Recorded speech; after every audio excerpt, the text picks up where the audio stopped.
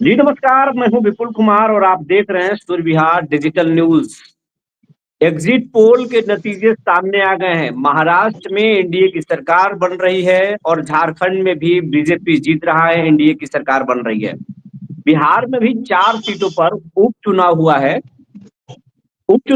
लेकिन यहाँ पर बाजी कौन मार रहा है? यहाँ एग्जिट पोल नहीं आए हैं, लेकिन कौन जीत रहा है? प्रशांत किशोर ने इस बार बड़ा खेल किया है, कहा है कि बहुत टैक्टिकल तरीके से जो है उन्होंने अलग अलग सीटों पर अपना उम्मीदवार उतारा। और इसमें कहीं ना कहीं लालू को नुकसान हुआ तो कहीं बीजेपी को उन्होंने नुकसान पहुंचाया है। अब हम सीधे चलते हैं अपने सहयोगी सीनियर जर्नलिस्ट कुंदन कुमार जी के पास और उनसे समझने की कोशिश करेंगे कि महाराष्ट्र और झारखंड में जो नतीजे एग्जिट पोल के आ रहे हैं, क्या वैसे ही नतीजे बिहार में आएंगे एनडीए के पक्ष में और यूपीए का सुपड़ा यहाँ साफ होगा, या फिर प्रशांत किशोर कुछ कर पाएंगे? कुंदन जी, आपको क्या लगता है, झारखंड में और महाराष्ट्र में जो हुआ है, या वैसा ही सीन उपचुनाव में बिहार के 4 सीटों पर दिखेगा? देखिए विपुल जी, सबसे पहले बात हम आपको कह दें कि झारखंड में यहाँ की पार्टियां भी चुनाव लड़ रही है। राष्ट्रीय जनता दल काफी वहां पर जद्दोजहद किया और सीट उसे कम मिला, लेकिन तेजस्वी यादव वहां भी प्रचार करने गए, राजद के लोग भी वहां प्रचार करने गए। उन्होंने लगातार दावा किया कि झारखंड में इस बार फिर से हेमंत सोरेन की सरकार बन रही है, लेकिन एग्जिट पोल ने पूरी तरह से खारिज किया है। बिहार की अगर हम बात करें तो देखिए, बिहार में जो सीटें थी, आप बात कर लीजिए, जो विधानसभा की सीटें थी लगभग वही सीटें थी जहां से सांसद चुन के गए थे। इमामगंज से अगर हम बात करें तो जीतन राम मांझी पहले विधायक थे और चुन करके गए, वो सांसद बन गए थे। सुधाकर सिंह के सीट रामगढ़ का भी वही बात है कि वो विधायक बने और वो सांसद बने और उसके बाद वो चुन करके वहां चले गए तो विधायक का सीट खाली हुआ। लेकिन अगर बात करें तो जिस तरह से चुनाव हुआ है बिहार में और जिस तरह से यहाँ पर एग्जिट पोल या खबरें जो आ रही है, उससे स्पष्ट है कि 3 सीटों पर अगर हम कहें तो एनडीए की जीत होने वाली है। एक सीट में कहीं ना कहीं कुछ दिक्कतें सामने आ रही है और वो सीट अगर हम बात करें तो बेलागंज में काफी, अगर हम कहें तो दोनों यानी महागठबंधन और एनडीए के उम्मीदवारों के बीच में काफी, अगर हम कहें तो कम मतों का अंतर से जीत हार होने वाला है। ये नहीं कह सकते हैं कि जीत किसका होगा, चूंकि सुरेंद्र यादव बहुत पहले से राजद के बड़े नेता रह चुके हैं और वहां पर जिस तरह की स्थिति बनी है इस बार, तो कहा जा सकता है कि उस सीट पर काफी दिक्कतें हो रही है। वैसे रामगढ़ में भी सुधाकर सिंह ने काफी प्रयास किया था, राष्ट्रीय जनता दल ने काफी प्रयास किया था, सरैया में माले ने भी काफी प्रयास किया था और इमामगंज में अगर हम बात करें तो विपक्षी पार्टियों ने काफी प्रयास किया था। लेकिन जो खबरें अब तक आ रही है, इन तीनों सीटों पर एनडीए का क्लीन स्वीप है। रामगढ़ की बात अगर करें तो वहां बसपा का उम्मीदवार जरूर कुछ मुश्किल को जरूर बसपा का उम्मीदवार ने बढ़ाया है।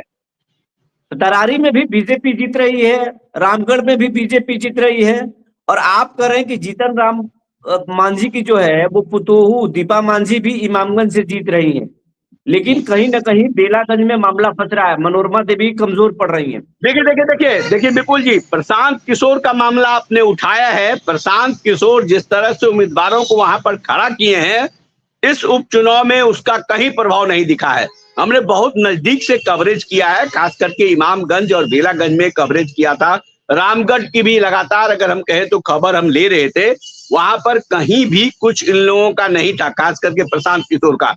लड़ाई सीधे एनडीए और इंडिया ब्लॉक के जो कैंडिडेट है उनके बीच में था और अब क्या होगा ये समय बताएगा। लेकिन फिलहाल जो खबरें आ रही है, 3 सीट पर एनडीए एकदम निश्चित तौर पर विपुल जी जीत रहा है। जिस तरह का स्थिति झारखंड में आज आपने एग्जिट पोल में देखा, महाराष्ट्र में आपने देखा, निश्चित तौर पर वही स्थिति बिहार में भी देखने को मिलेगी। अब देखिए महाराष्ट्र में क्या हुआ, एनडीए की सरकार बन रही है, कांग्रेस बहुत बड़ा अगर हम कहें तो सीट लेकर के विपक्ष में आ रहा है। उद्धव ठाकरे का हालत देखिए, चौथे नंबर पर चले गए हैं। तो वही हालत यहाँ प्रशांत किशोर का है, यहाँ चौथे नंबर पर भी वो नहीं रहेंगे कई जगहों पर। क्या प्रशांत किशोर 2025 के चुनाव से पहले ही अपना बैग पैक कर लेंगे और वो निकल जाएंगे फिर अपने काम करने के लिए? देखिए, प्रशांत किशोर पहले से राजनीतिक विश्लेषक रहे हैं, कई राजनीतिक पार्टियों के साथ जुड़ करके वो काम किए हैं, लेकिन जिस तरह का ओवर कॉन्फिडेंस उन्होंने दिखाया है और उपचुनाव में जो नतीजा आएगा उससे एकदम निश्चित तौर पर क्लियर हो गया है कि वो जो दावा कर रहे थे वो खोखला दावा साबित हो गया है।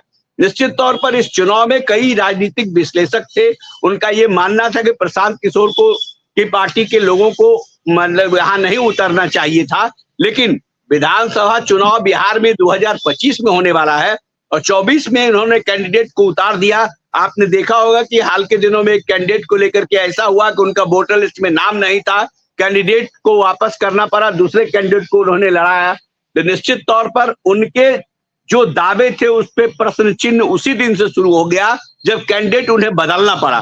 तो प्रशांत किशोर को लेकर जो बातें की जा रही है, निश्चित तौर पर इस चुनाव में जो परिणाम आने वाले हैं उसमें माना जा रहा है कि वो कहीं भी नहीं है, सीधा सीधी टक्कर एनडीए गठबंधन और इंडिया ब्लॉक के उम्मीदवारों के बीच है।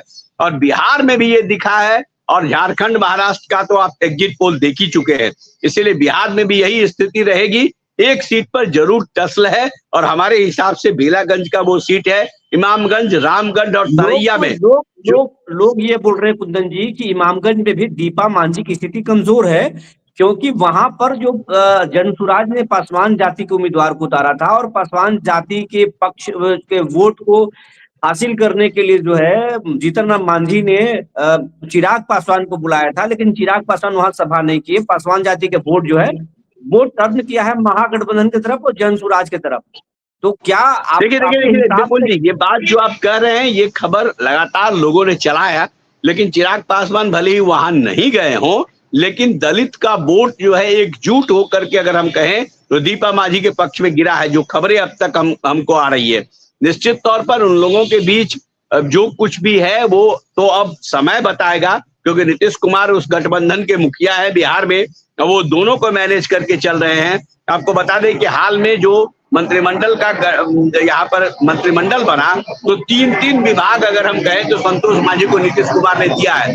उसके अलावा अगर हम कहें तो लगातार जीतन राम मांझी या उनके पुत्र जो है संतोष मांझी, वो नीतीश कुमार के कांटेक्ट में हमेशा रहते हैं और लगातार संतोष मांझी ये कह रहे हैं कि देखिए बिहार की सरकार जो चल रही है, जो विकास कर रहा है वो नीतीश कुमार के बदौलत है।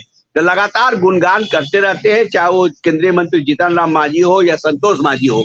इसका मतलब साफ है, चिराग पासवान भी लगातार मुख्यमंत्री नीतीश कुमार से मिलते रहते हैं। अब दोनों के बीच जो कुछ है वो तो अब चुनाव के परिणाम आने के बाद ही पता चलेगा, लेकिन फिलहाल बिहार में जो एनडीए गठबंधन है उसका मुखिया अगर हम कहें तो मुख्यमंत्री नीतीश कुमार है और ऐसे हालात को भी नीतीश कुमार अगर हम कहें तो ठीक करना जानते हैं।